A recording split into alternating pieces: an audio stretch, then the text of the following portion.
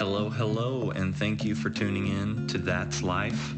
My name is Harrison Brock, and this is my podcast. The whole point of this podcast is simply to foster the idea that community is important, that there are people just beyond our tightly knit social circles who have invaluable information and experience to share with us. In this episode, I am bringing on a friend from my younger days. We grew up together around church and whatnot. He'll tell you about that in a little bit. But he has taken a very unique career path. He decided to enlist in the Army, and in this episode, he's going to share some of his experience as well as the things he's learned along the way. Later on in this episode, I'm even going to ask him for practical advice on how civilians can practically show support for our veterans as well as active service members. So stay tuned. This is a great episode. JAD has a lot of awesome information to bring to the table, not only regarding the Army and our veterans, but also just really great leadership advice, as well as some other practical things that we can take home and work on ourselves. But anyways, if you enjoy this podcast, please rate it on iTunes, and you can follow me on Instagram at HarrisonBRCK. Links to all that down in the description, as well as a link to my website. If you enjoy this episode, please share it. And without further ado, here's the episode.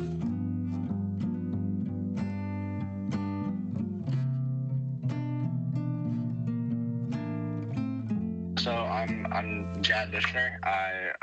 I've known Harrison for quite a while now. We both used to play guitar, and we used to have the same teacher and mentor there. And I think that's where we knew each other a little bit before that, but I know that we started to just kind of, it was almost I wouldn't say forced, but it was just kind of integrated together no matter what, whether we liked it or not. We were around each other, and it was kind of just a more known. I know that through school as well, I'm pretty sure. We did some projects together, like our parents all arranged like big homeschool events and stuff like that, and we definitely saw people there. Yeah, I'm pretty sure that was pretty much it. And then through high school, obviously, we worked together on the worship team. We played guitar together. I know that we kind of both had different areas in that, but we were always there around. We've always kind of been around each other through that experience through high school. Awesome. Yeah. So I guess to kind of get the big things out of the way, you've taken a pretty unique career path. You wanna tell people about it? Absolutely. So when I graduated high school in 2017, I made it up in my mind I wanted to join the Army. Well, I feel like far before that, I had it in my mind that I was going to go down this path. However, really, it kind of became surreal after that, after I graduated high school. So in December of 2017, I left for basic training for Fort Benning, Georgia. And the rest is history. I've been in the Army now for about 3 years. I'm coming up on my next promotion. I've been through numerous training events with the Army so far. Being able to work with some of the individuals I have up to this point has just been an absolute blessing. That's awesome, man. Thank you for your service. Absolutely, yeah, of course. My pleasure. So, what branch is it that you're serving in for everybody who doesn't know you very well? Yeah, so I'm in the Army. I think the Army was definitely a clear choice for me. The Army in and of itself offers a diverse amount of jobs. When I joined the Army specifically, it was, I think, over 160 jobs available that you could do. I know that number's actually risen in the past 3 years, but it was a very clear choice for me. Wow, that's awesome. So what kind of sent you on the path? You said that you knew for a while that you wanted to enlist. What kind of took you that direction? I feel like it all starts with a servant's heart. And I'm definitely not like tooting my own horn there, but like I feel like ever since I was a child, it was kind of instilled into me, the servant leadership mentality. And the Army was always just, I think it was always there. It was either that or it was going to be something in like public service. Um, the Army, for me, gave me a pathway that I could go down and really go wherever I could. It wasn't anything restricting me, upon like the Army doesn't discriminate against, your education, where you came from, how much money you have. It's really, you can be all you can be. You can go as far as you can, physically and mentally. Honestly, if you have that just go-getter mentality and you go in with the attitude that I'm not going to quit, you can go anywhere in the Army. That's so cool.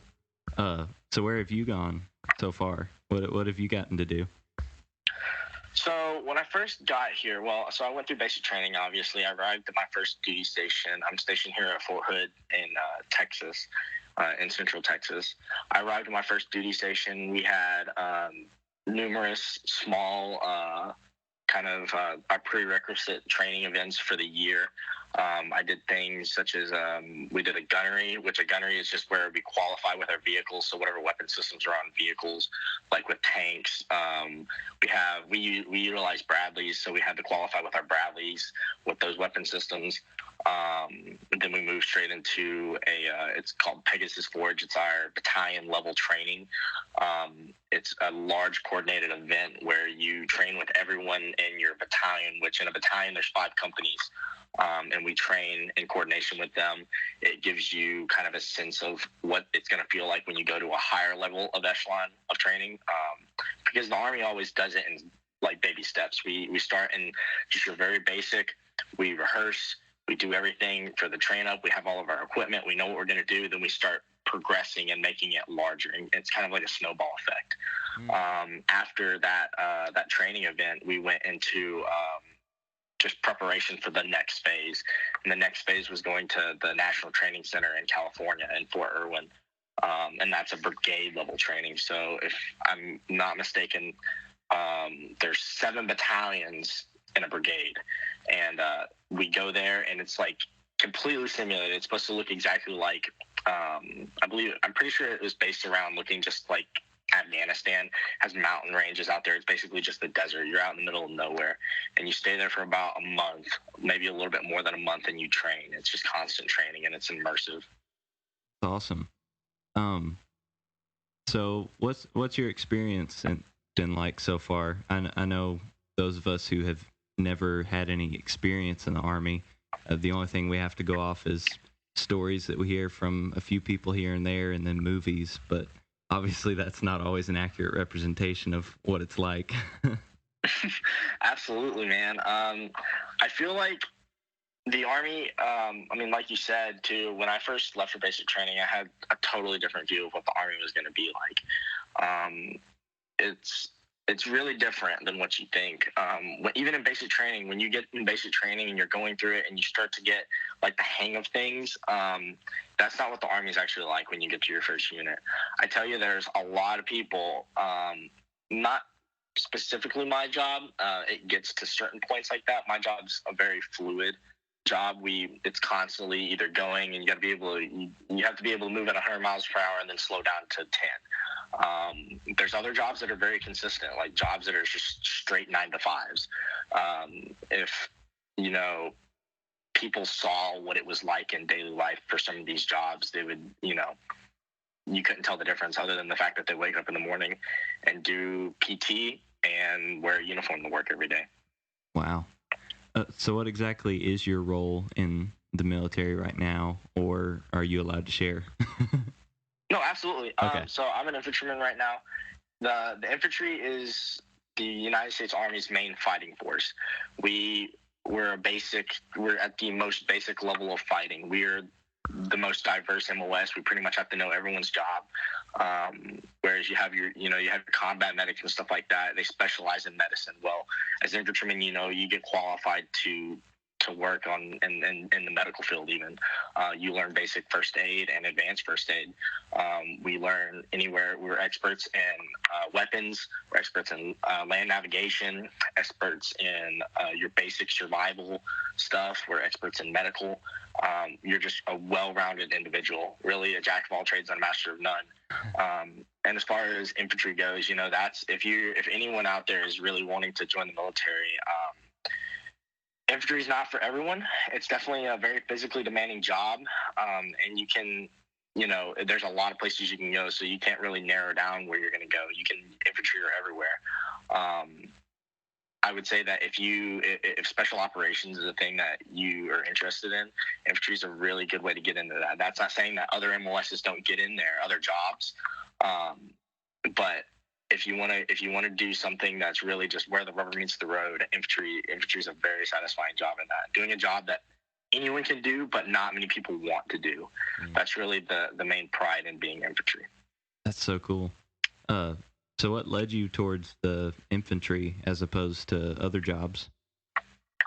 I was definitely pretty headstrong when I first came in. When it came to like my job, I wanted to do a job where it was like, I was in the front, I was doing, I was kicking doors, I was in it. I didn't want to really find a job where it was a 9 to 5. I wanted to do a job that was different. And I also wanted a job that I could segue into something more if I wanted to in the Army. Special operations has always been on my mind. I feel like I'd be lying if I didn't say that. Infantry was a very clear decision with that. That's awesome. So what's some stuff that you've learned so far with your time serving the way you have? Oh man, that's a good question. I feel like as a leader, I've grown to understand that, it's easy to lead people when they're all on the same page as you and they're in the same mindset, especially when you come from like culturally the same group. As a leader, you need to make yourself diverse. If you're not diversifying yourself and understanding the people that you're leading, you're never going to be successful in that. I've had to deal with people, I've had the pleasure of working with people from around the world. And you find that cultures are different and people are led differently, that, what you think to be good leadership skills aren't, have holes in it. And I think also part of being a leader is understanding that nothing's perfect, that you can always improve on something. So your leadership skills, if you feel like there's nothing wrong, I feel like that's your first step in understanding that something is. I feel that, before I got in the Army, I was a pretty decent leader. I had decent leadership skills. I understood what it was to be led. But I really didn't. I really needed to learn followership more. That's a type of leadership that I feel like is very underrated and really people are uneducated on. Followership is the ability to follow a leader, your ability to understand that in your own area, if you don't lead yourself and take whatever mission you've been given and execute on that and are able to take orders and understand that your piece of the mission is important, that if you don't do your job, people can't do their job as well. That's something that I learned from a different perspective in the Army that I don't think I would have anywhere else. Wow. Yeah, I bet. I had never even thought about that to that extent, but I'm sure that I can see where the importance of being able to follow that would make a major difference, especially in that role. Wow. Absolutely. And the Army makes a culture of people that are leaders. We're in the business of making leaders. If you really just think that there's only that, you take leadership as kind of as a one-dimensional approach, like you really forget that, like, there's other aspects into it, and it's really hard the followership part is, I think, one of the hardest, because everybody's eager to get to that position where they're leading people and telling people what to do, and even then they miss the point of leadership there. I think a servant leadership mindset is going to really push you far in the world in general. If you don't understand that, if serving is below you, then leadership's beyond you. Like, you're not going to ever get anywhere if you're, leading people with a gun. Like, you're not gonna force people to follow you. At a certain point, they might follow you because of your position or your rank, but it's not going to be the same. I've had really good leaders, and I've had bad leaders. I've seen bad leaders and good leaders work, and it does. You can tell in a heartbeat like the difference, and it's night and day, really. That's awesome. Well, changing the subject just a little bit, I'm sure that you've had some experiences that are definitely worth sharing. Do you have any stories or something you want to share? I think actually at NTC, at the National Training Center, when we were in California, we're in the middle of the training, and I think that was the first sandstorm I had actually seen.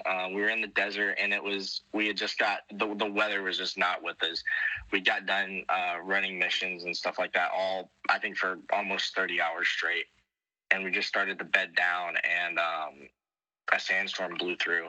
All of our gear was wet too, so everything was like a sugar cookie, basically. That was the first sandstorm I ever saw, and that was pretty crazy. Everybody woke up, and everything was buried. We had to find all of our gear and stuff like that. Everything was just kind of spread everywhere. That was something I'd never experienced before. I've never seen, and I mean, it's funny looking back on it, and kind of the interactions we had during that situation, because, you know, everybody had just like it was as if nothing could get worse, because, you know, we had just been, it was hot in the days, then we would get rained on at night, everything would get cold, and then on top of that we had a sandstorm. It was like a movie almost. It's pretty crazy. Wow. Oh man. So I assume you've gotten to travel a little bit while you've been in Army? A little bit. Yeah. So the unit actually last year in around, I would say, May, just got back from South Korea from a rotation we did there. I personally did not go on that trip. I was on recovery from an injury I had. So I was on the rear detachment, and I did not go to Korea, but we've been quite a few places together. The main training events we've done so far we've gone to Fort Bliss to do training with our sister units in the National Guard. We've gone to NTC. We've done multiple training around here. Multiple training opportunities with other countries.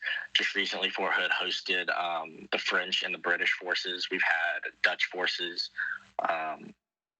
Lots and lots of stuff to do, for sure. My unit's moved around a lot less than others right now because we're on rotational status. But right now we've gone to Korea and Fort Irwin so far as out of state. That's awesome. Let's see here. What would you say is something that was pretty unexpected that you experienced or learned during your time so far? Unexpected was definitely an injury. I had a pretty bad leg injury in 2019, right before we went to Korea. And as far as the unexpected goes, I don't think you can ever prepare yourself to be in a situation where, you know, your life is really about to change or could change. I don't know how many. I know a lot of people out there have had injuries that are pretty bad, and they'll know and they can relate. Especially like from an athletic standpoint, if you've ever been on an athletic team and really at an athletic peak, and you've just dropped off the edge, you'll know what it was like. I feel like unexpected was an understatement in that. I had to really learn and reassess really who I was. Like, I feel like I found that I put my identity in a lot of other things other than, you know, really the right things. I feel like I definitely relied on things and took things for granted that I would have never noticed otherwise. I was on recovery for about 6 months, and then I started coming back, and I think that was the hardest part, because coming back, you know, you see the contrast and the difference of what the job was like after your injury, and really what it was like before, like everything that you missed. I think people really tend to take things for granted just subconsciously. It's not that we inherently are ungrateful people. It's just that, you know, if you never walk a mile in someone else's shoes, you'll never know what they're like. I think it made me a better leader. I understand people that come from, you know, a situation like an injury that when I wasn't, if I had never experienced that injury, I definitely would not have seen it the same. I was definitely in that mentality, if you're not, fixed, if you're broken at all, you don't have a place in the team. You need to either step down or you need to figure out, what you need to do to get back.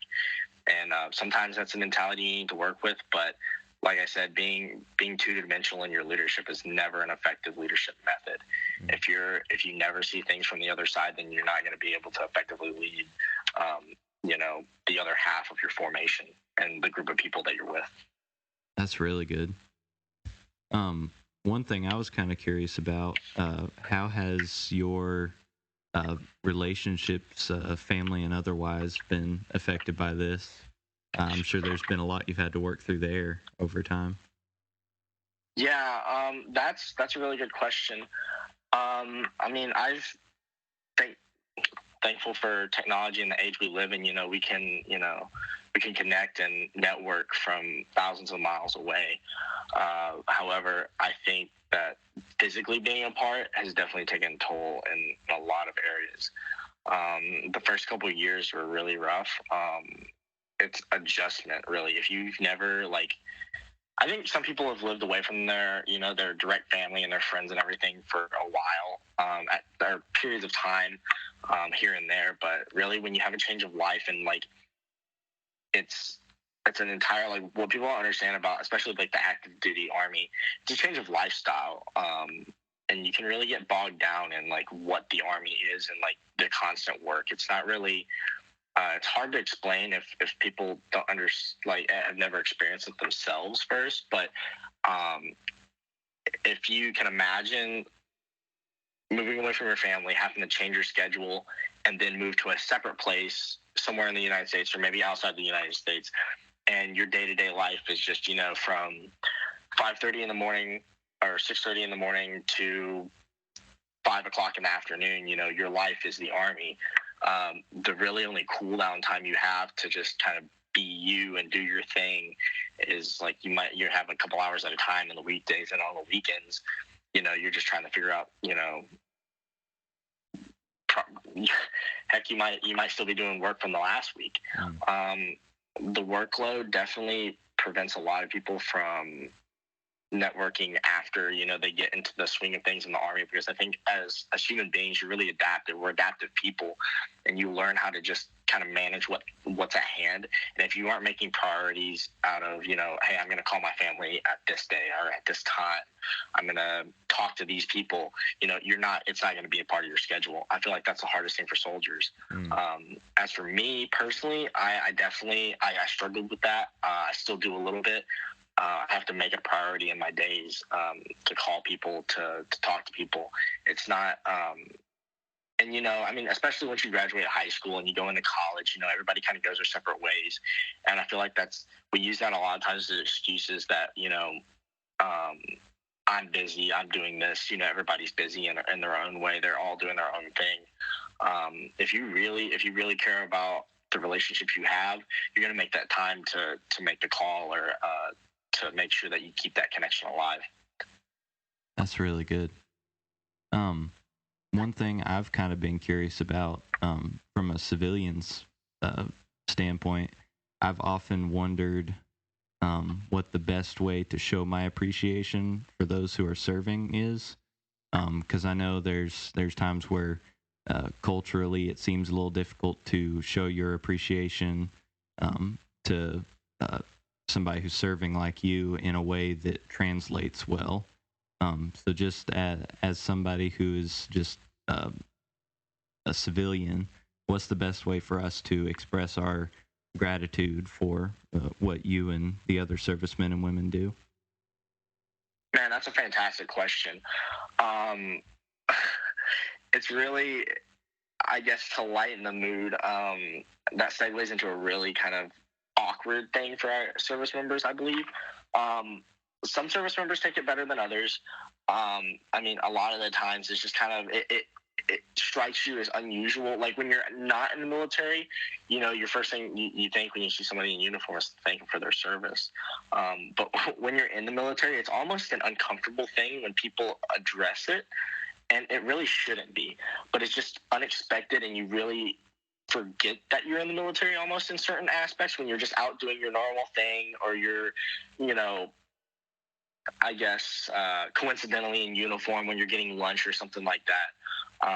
Most of the time, I don't really have that interaction as much because I live in my directly around me in the surrounding area where I go typically when I'm not really in uniform, when I leave post usually, and then most people around here in the military. But I feel like, to answer your question, I think the best way you show your gratitude and your thanks really is just to really acknowledgement. I think is a really good thing, but some people definitely take that the wrong way. Not necessarily the wrong way. I think they don't know how to accept it and to return it. I've always, if somebody's ever asked or thanked me for my service, I've just always thanked them for their support. Soldiers and people in general, I think, take action louder than words. If they see that, you're supporting veteran-owned companies, if you're supporting things that matter to soldiers, like, just, enjoying the fact that you can choose. I mean, I don't know. I feel like it's a hard question to answer for all soldiers,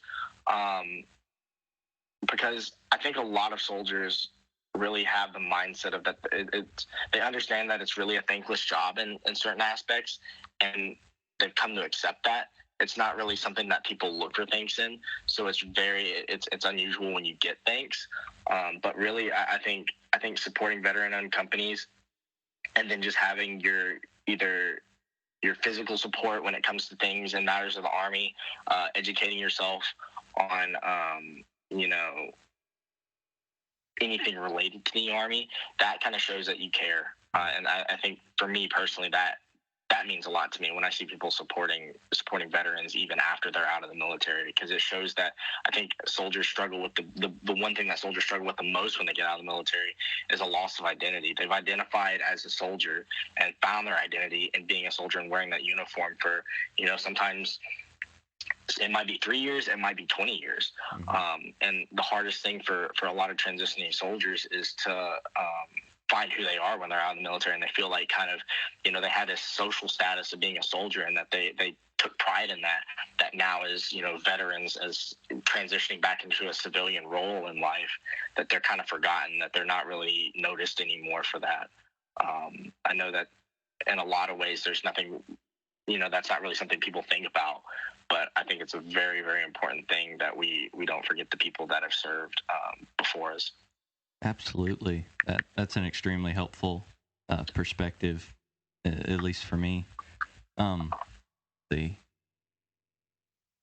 For anyone who might be interested in enlisting or taking a route towards the military in any branch or any position, would you have any advice for anybody?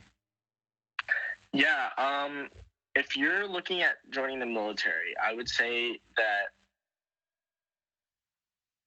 it would benefit you, regardless of what you want to do, to talk to everybody. Talk to the Air Force, talk to the Navy, talk to the Marine Corps, talk to the Army, even the Coast Guard. Don't count yourself short on anything. You have such a broad set of options and tools at your disposal, really, and they're there to recruit you. You're not obligated to go to any single person. I definitely wouldn't limit yourself to a couple things either. I would go in, understand what you want, and don't settle for less. If you're worried about this, that, and the other about the military, it's a big step. It's understandable. If you're worried about it, it shows that you're at some level, you're a pretty responsible person, because you're putting some thought into it. It's going to be uncomfortable in certain phases of it. It's going to be a lot. And you're definitely going to be able to, I think in some areas, you'll have resistance. People, family members, will have their opinions about it. But you really need to figure out for yourself what you want to do. It's a pretty serious thing. You're signing away usually, a couple years of your life to begin with. But you're gonna have to change quite a bit. There's a lot of growth in that. It's a big deal. Physically, I would say that's a big question people have. just be prepared for change and be prepared to do stuff that you've not done before. If you can look up, most of the time you can look up the physical fitness test. The Army is actually about to change, but be able to run 2 miles, be able to do push-ups, pull-ups, sit-ups, your basic stuff. I would say being adaptable is more important than being at your peak physical fitness, because I'll tell you, like, right off the bat, you're never going to be at 100%. You're never going to be able to train to be at that 100% peak and then go do a physical fitness test.